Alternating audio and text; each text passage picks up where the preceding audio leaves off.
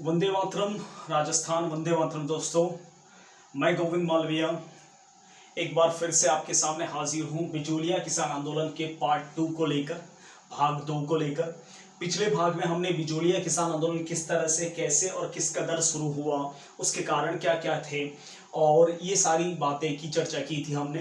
पहले भाग को समझने की कोशिश की थी हमने कि बिजोलिया का आंदोलन का प्रथम चरण कैसे और किस प्रकार से रहा। ये वो आंदोलन है दोस्तों जो आपके एग्जाम में यूं समझ लीजिए छप गया समझो, तो इसकी संभावनाएं बहुत ज्यादा है एग्जाम में आने की, इसलिए हम इसको बारीकी से पढ़ना चाहते हैं और पढ़ भी रहे हैं। तो पिछली वीडियो के अंदर हमने चर्चा की थी बिजोलिया भीलवाड़ा जिले के अंदर है और बिजोलिया जो है वो मेवाड़ रियासत का प्रथम श्रेणी का ठिकाना था, फर्स्ट क्लास ठिकाना था। उस समय जिस समय आंदोलन हुआ था उस आंदोलन की ड्यूरेशन है करीब 1897 से 1941 तक। लगभग ये आंदोलन जो है वह 44 वर्ष तक चला। राजस्थान ही नहीं पूरे विश्व में, भारत ही नहीं पूरे विश्व में सबसे लंबा चलने वाला आंदोलन है। इस आंदोलन की अगर और विशेषताएं बताने जाएं तो सबसे लंबा आंदोलन है, साथ ही साथ यह पूर्णतः अहिंसात्मक आंदोलन है। इस आंदोलन में कोई भी तरह की हिंसा या हिंसक घटनाएं नहीं हुई थी, कोई भी खून खराबा नहीं हुआ था। यह पूर्णतः असहयोगात्मक आंदोलन है।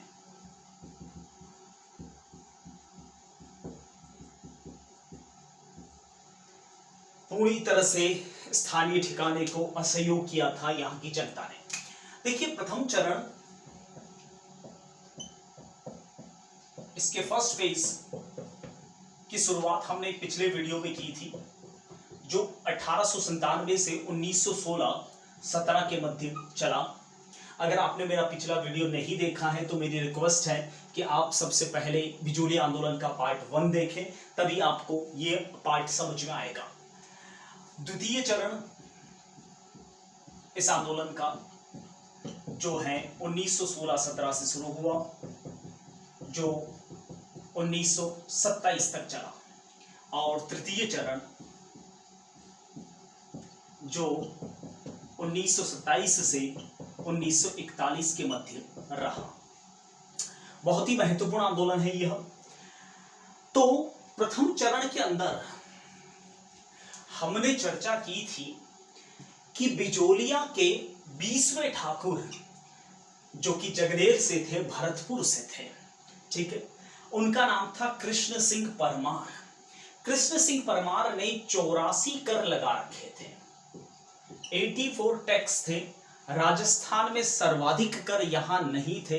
84 कर सर्वाधिक कर मत समझ लेना, सर्वाधिक कर कहीं और जगह पर थे, फिर भी यहां पर करों की संख्या बहुत अधिक थी, ठीक है। ठाकुर कृष्ण सिंह परमार के अत्याचार काफी बढ़ चुके थे, इसलिए 1897 ईस्वी को गिरधारीपुरा गांव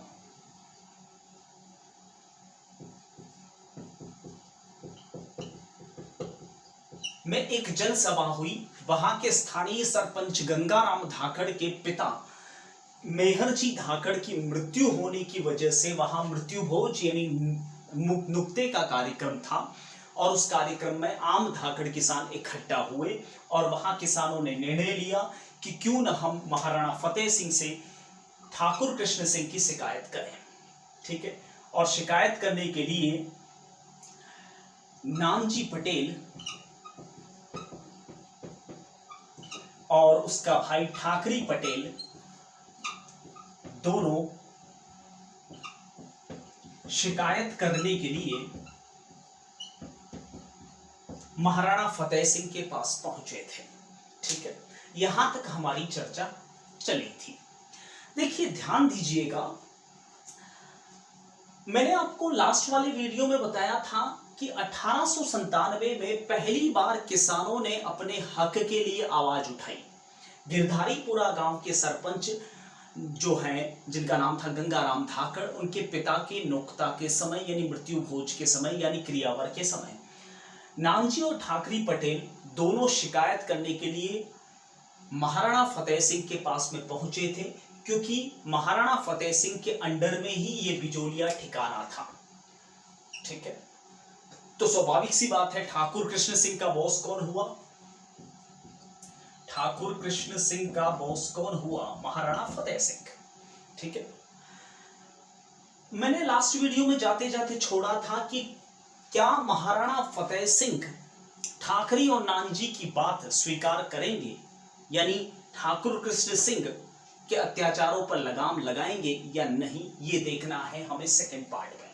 ठीक है, ध्यान देना, यहां पर ठाकुर की शिकायत लेकर नानजी और ठाकरी गए। देखिए, इस आंदोलन को हमें काफी बारीकी से लेना ही पड़ेगा। देखिए, हम अक्सर एक गलती करते हैं, जहां डीप पढ़ना चाहिए वहां तो ऊपर ऊपर से निपटा देते हैं, और जहां ऊपर ऊपर से पढ़ना चाहिए वहां अंदर घुसने की कोशिश करते हैं। एग्जामिनेशन बोर्ड आपसे जीके पूछता है, और मैं अपनी वर्कशॉप क्लासेस के अंदर और गाइडेंस प्रोग्राम में ये बताता आ रहा हूं कि हमें एक स्ट्रेटेजी बना के स्मार्ट स्टडी के साथ चलना चाहिए। ठीक है, हम जीके पढ़ रहे हैं, हिस्ट्री नहीं पढ़ रहे हैं, और जीके महत्वपूर्ण घटनाक्रम होता है। आप सोचिए, पूरे विश्व का सबसे लंबा चलने वाला आंदोलन 44 साल तक। आप सोचिए कि पूर्णतः अहिंसात्मक आंदोलन, एक भी खून खराबा नहीं हुआ। आप सोचिए कि पूर्णतः असहयोगात्मक आंदोलन। आप सोचिए कि विश्व का सबसे पुराना किसान आंदोलन, ठीक है, बिजोलिया है। तो आप सोचिए, इससे बढ़िया और इससे बड़ा जीके क्या हो सकता है। इसलिए इसको काफी बारीकी से हमें पढ़ना चाहिए, क्योंकि बारीकी से ही पूछा जाता है, क्योंकि आपके सब्जेक्ट का नाम क्या है? जीके। ठीक है, देखिए, नानजी और ठाकरी शिकायत करने के लिए महाराणा फतेह सिंह के पास पहुंचे। आप जानते हो कि महाराणा फतेह सिंह मेवाड़ के महाराणा है, और मेवाड़ की राजधानी उस समय उदयपुर थी। यानी वो ठाकरी और नानजी कहां जाएंगे? उदयपुर के सिटी पैलेस में। ठीक है, नानजी और ठाकरी जब सिटी पैलेस उदयपुर पहुंचे तो महाराणा ने उनकी शिकायत सुनी नहीं, ऐसा पुस्तकों में लिखा हुआ है। तो इसका मतलब ये नहीं है कि महाराणा बुरे आदमी थे। देखिए, Maharana Fateh Singh I think India में सारे राजाओं में सबसे अच्छे महाराणा माने जाते हैं। कहते हैं कि उनके स्वर्गवास पर पशु पक्षी, घोड़े और उनके जानवर तक भी रोए थे। बहुत ही अच्छे आदमी थे। वो कहते हैं ना, चाय से ज्यादा केतली गर्म होती है। महाराणा फतेह सिंह को तो ये इस बात की भनक तक नहीं थी, और कहीं ना कहीं वो ब्रिटिश सरकार के दबाव में थे। अदरवाइज महाराणा उनकी शिकायत जरूर सुनते, उनको महाराणा तक पहुंचने ही नहीं दिया गया। इसलिए ये बेचारे मुंह लटका के वापस आ गए बिजोलिया।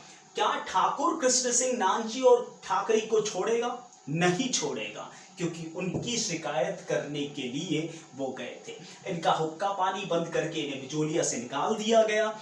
ऊपर से क्या कृष्ण सिंह, ठाकुर कृष्ण सिंह की नजर में सिर्फ नानजी और ठाकरी ही दोषी हैं, या पूरा गिरधारीपुरा गांव दोषी है? पूरा गिरधारीपुरा गांव, पूरा बिजोलिया और पूरी धाकड़ किसान दोषी हैं। इसी कारण से ठाकुर कृष्ण सिंह ने 84 कर तो थे ही, एक और कर जनता पर बढ़ा दिया। 1903 ईस्वी में एक और कर लगाया गया, जिसका नाम था चंवरी कर। ये चंवरी कर लगाया गया 1903 में, और 1905 में इस चंवरी कर का भयंकर तरीके से विरोध हुआ था।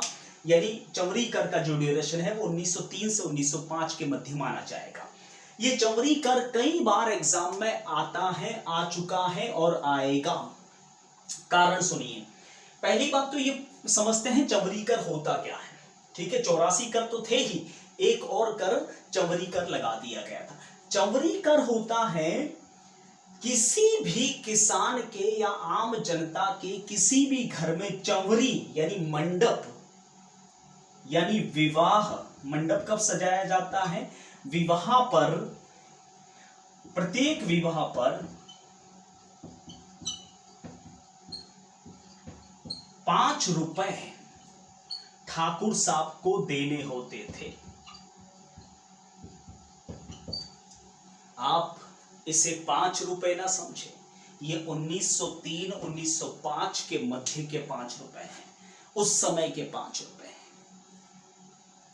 ज्यादा क्या बताऊं, 5 रुपए में 5 शादियां तक हो सकती थी उस जमाने में। तो आप सोचिए, जिन किसानों के बेचारों के घरों के अंदर चूल्हा तक नहीं चल रहा हो, वह चवरी कर कैसे दे पाएंगे। यानी ठाकुर कृष्ण सिंह के अत्याचार बंद होने का नाम तक नहीं ले रहे थे। देखिए, 1905 में चवरी कर लगाया गया, ज्यादा समय नहीं निकला। 1906 में ठाकुर कृष्ण सिंह की मृत्यु हो चुकी।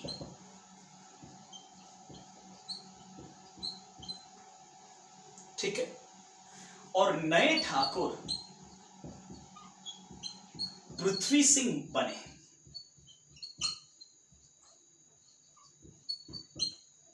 नए ठाकुर पृथ्वी सिंह बने। ठीक, अगर आपने मेरा पहला पार्ट नहीं देखा बिजोलिया आंदोलन का तो जरूर देखिएगा। उसमें मैंने समझाया है कि बिजोलिया नाम की जो जागीर भीलवाड़ा में थी, मेवाड़ महाराणा के अंडर में थी, यह बिजोलिया की जागीर जगनेर जो कि भरतपुर में है, वहां के ठाकुरों को दी गई थी। तो आप मुझे एक बात बताइए, ये पुश्तैनी जागीर है, पेशेवर जागीर है, ठाकुर का बेटा ठाकुर बनता है, तो आप मुझे बताइए ये पृथ्वी सिंह प्रॉपर कहां से है? जगनेर से। तो इनकी नियुक्ति कहां हुई है? बिजोलिया में। ठीक है, बिजोलिया में ठाकुर पृथ्वी सिंह नए जागीरदार, नए ठाकुर बने। एक परंपरा हुआ करती थी कि नया ठाकुर जो भी बनता था तो महाराणा उसके कमर पे तलवार बांधते थे। ठीक है, और उसका तिलक करते थे उस ठिकाने के ठाकुर के रूप में। बदले में वो ठाकुर अपनी मर्जी से, अपनी इच्छा अनुसार महाराणा को भेंट या उपहार देता था, गिफ्ट देता था। आज भी किसी की पोस्टिंग होती है तो हम अपने सीनियर अधिकारियों को मिठाई का बॉक्स वगैरह देते हैं कि नहीं देते? तो उसको कहते हैं तलवार बंधाई। बहुत सारे लोग ये सोचते हैं कि तलवार बंधाई एक कर है। नहीं, वो एक कर नहीं है, वह एक परंपरा है जो हर ठाकुर को निभानी पड़ती थी। महाराणा उसकी कमर पर तलवार बांधते और उसकी बाह पसाव करते, यानी उसको गले लगाते, कंधों पर हाथ रख के उसे शाबाशी देते और अपने हाथ से तिलक करते और उस ठिकाने का ठाकुर घोषित करते। इसके बदले में वो अपनी मर्जी से जितना चाहे महाराणा को भेंट या उपहार दे सकता था। तो क्या ठाकुर पृथ्वी सिंह ने जो तलवार बंधाई देने वाले हैं या देंगे, क्या वो कृष्ण सिंह ने नहीं दी थी? बिल्कुल दी थी। सब ठाकुर, ये तो परंपरा है ना। तो ठाकुर पृथ्वी सिंह नए ठाकुर बने, उन्होंने तलवार बंधाई कर दिया। ठीक है, तलवार बंधाई दी। तो तलवार बंधाई उसकी जेब से तो जा नहीं रही है, तो वो तो ज्यादा से ज्यादा ही देना चाहेंगे, यूं समझ लो चमचागिरी। ठीक है, तो तलवार बंधाई कर पृथ्वी सिंह ने दिया, यानी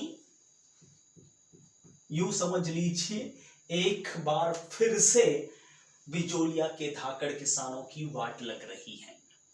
देखिए, इस तलवार बंधाई कर का विरोध जो है,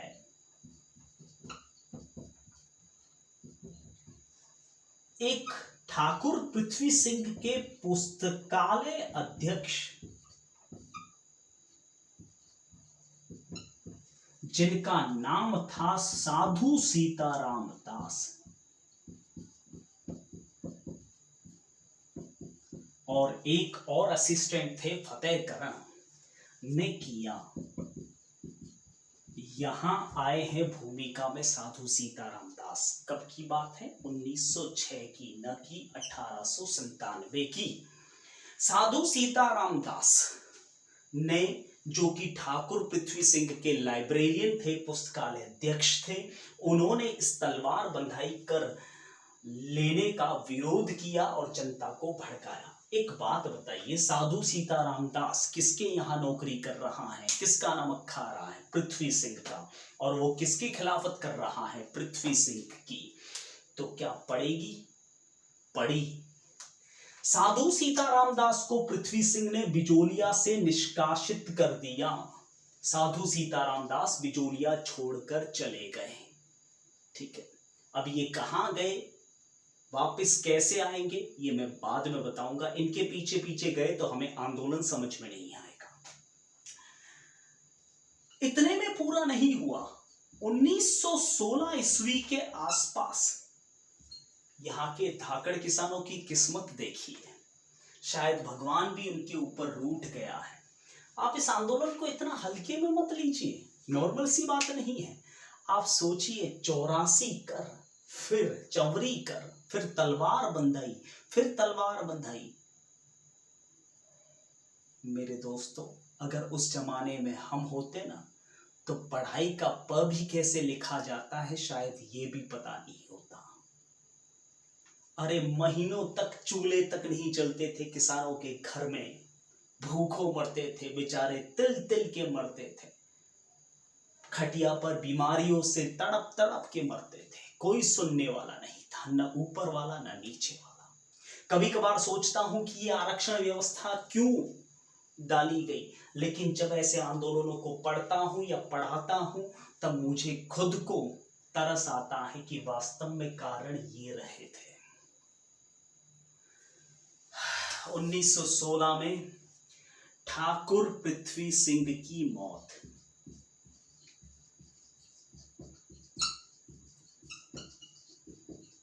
यानी नए ठाकुर बनेंगे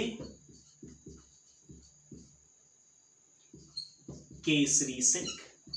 कहां से? जगनेर से। और परंपरा अनुसार उन्हें भी तलवार बंधाई देना है। तलवार बंधाई, फिर कह रहा हूं, कर नहीं है, परंपरा है। पुस्तकों में बहुत सारे इंटेलिजेंट लोगों ने इसे कर बता दिया है, लेकिन ये ट्रेडिशन है, ये मेरा दावा है, ये परंपरा है और सब ठाकुरों को देनी होती थी। इतना ही नहीं साहब, आप भी जानते हो 1916 के आसपास भारत पर किसका शासन था? ब्रिटिश सरकार का। और आपको ये भी पता होगा कि 1914 से 1918 के बीच में वर्ल्ड वॉर चल रहा था और इंग्लैंड भी, ब्रिटेन भी वर्ल्ड वॉर में शामिल था। यानी विश्व युद्ध के नाम पर चंदा मांगा जाता है, लेकिन यहां पर चंदा जबरदस्ती वसूला गया।